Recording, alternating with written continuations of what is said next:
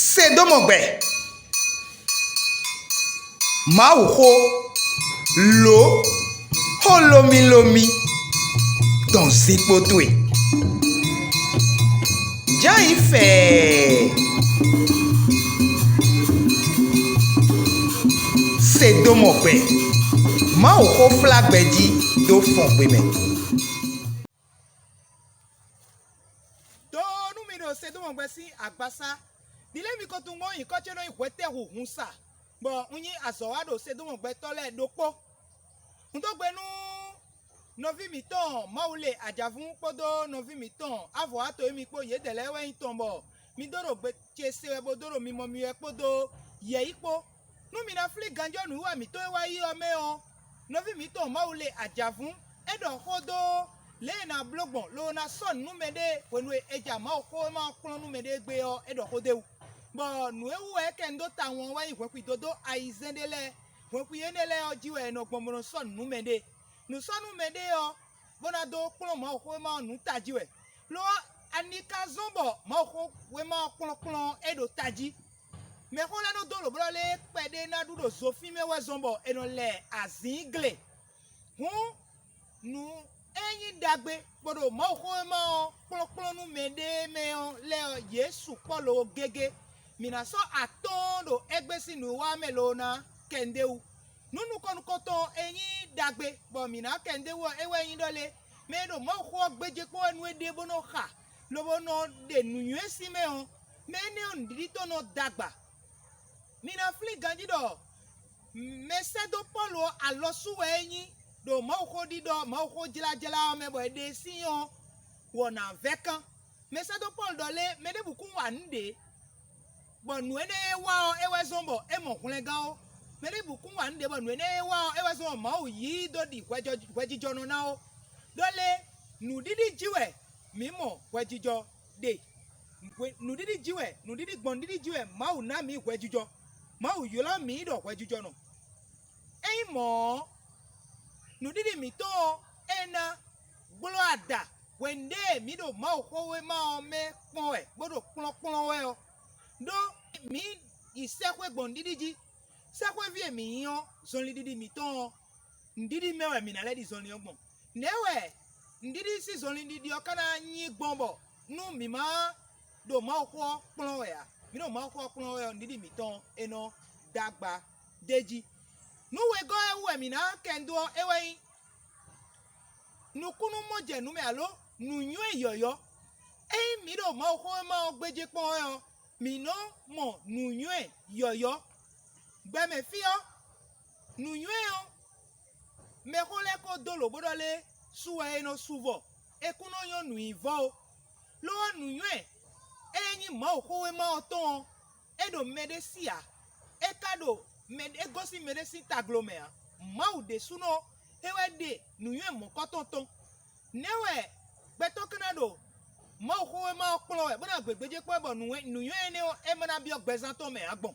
nu yue ne o eno bi ogbezan mi to me nu yue ne ka bi ogbezan mi to mo mi lo si zan o mi no yin me bono gbonfo nu medele dagbe atongo e ho e mi na do ewe ndole ma ko we ma eno chidi adikpote kan podohun eno le gbetole si gbewe me tedo mo ko ma oloro gbeje po oloro pon we o gbetono dio alopade àwọn agbenu emi de mo ko ma de kle mi vandole nu tikuno gbe me fi bona go alonu mi bo mi na si ku pon ma ko alo mi na si ku zunzonli bo ma ko jio eyin dole ayin mede bo nu gboje anodo yikode enodo nu me o mede sole de enodo me ne adigban no eni me enodo adigban ewe eno yela nu gbodo to bo me enodo nu gbo eno yele do adigban no mi mo a nflido pero poti mo yi to gudo bo mede do nyon de yelo e bona boro kodo ni abrole ami fie mi de dion o Senegal to me e mi de jide emi ko wa ene on tito de mi dole o mi na blo bon camero mera ko asi to ewe a pero asi de te mere vo anye ne Mono no wa mi de maka yan de gbeto je we kan yan. Gbeto je we kan yan bo kwe si asiku ble asitu e pede a. Asiku ba yon de fo pede a. Mi mo che nu gbeto gbe o meton le o. Nu e ma o ko jagodo le o nu ne we nu jrojro. Bo nu e yede suno do e nu jrojro le o e we nu e ma o ko jagodo le. E ndole mi no pon ma o ko lo no gbeje pon ganji o. E na nabo gbe mi to ma o ko na ya di pe te kan polo na le gbe mi to we bo mi na wuzuje nu mi me ro ma wo sinu kon me ro gbe to le de su sinu kon e tre gbe wanu mi o gbe mi to kana no juro ye vovo nu defo e ma o ko e ma o polo eno na mi o e we ndole azo ma o to me o eno ze achenu mi eno dache achejinu mi mi mo nu gbonu e do ma o zo le o me le no mo do le ma o ko polo meto doda ito le gbo plato podo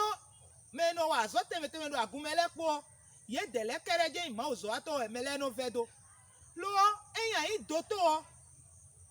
aheo anawa ma ozo do doto to e anyo si alinu nu ana kutu po enole eno Jesu e ka yen vi o ne ka si ku do yen nu melegbon Jesu e ka Jesu e do zomo ji o ne ka si uli zomo nu melegbon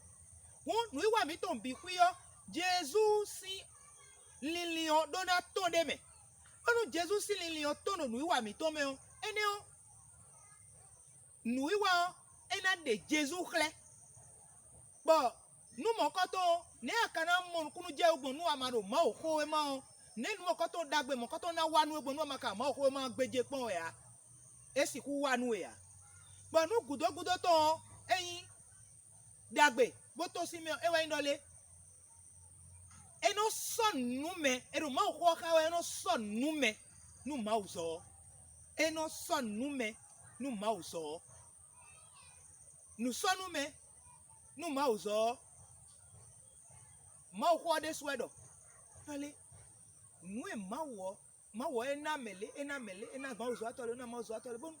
ye ni siku sonu nu ma uzo lobo to yede lobo jayede bonu ma o so jalo e to nu eni bisi ma o ko opolopolo edo dagbe aton bo mi kende u dagbe nu koton e we ndole eno na mi bo mi no do nu didi daho dagbe wego e we ndo eno na mi bo mi no mo nu yun yoyo dagbe atongo e we ndole eno blobo pe mi ton eno mo lewe dagbe enego eno dache ma uzo jinu mi bo dagbe atongo eno sonu mi bonu ma uzo mi na sikuwa ganji mechele mi male fli mi dogodole mi ma won mi plado nu ewa mi de o enyo nuku mi to me hu mi manu me lele do mi le bonu ma o ma fo eni donu mi afita inu